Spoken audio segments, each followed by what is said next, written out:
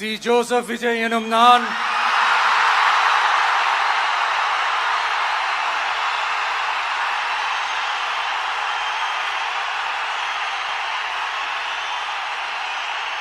சட்டப்படி அமைக்கப்பெற்ற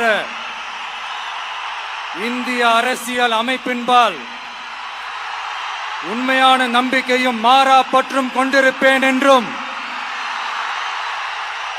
இந்திய நாட்டின் ஒப்பில்லாத முழு முதல் ஆட்சியையும் ஒருமையையும் நிலைநிறுத்துவேன் என்றும் தமிழ்நாட்டு அரசின் முதலமைச்சராக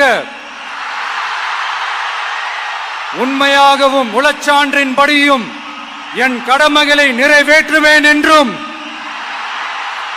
அரசியல் அமைப்பிற்கும் சட்டத்திற்கும் இணங்க அச்சமும் ஒருதலை சார்பும் இன்றி விருப்பு வெறுப்பை விலக்கி பலதரப்பட்ட மக்கள் அனைவருக்கும் நேர்மையானதை செய்வேன் என்றும் ஆண்டவன் மீது ஆணையிட்டு உறுதிமொழிகிறேன்.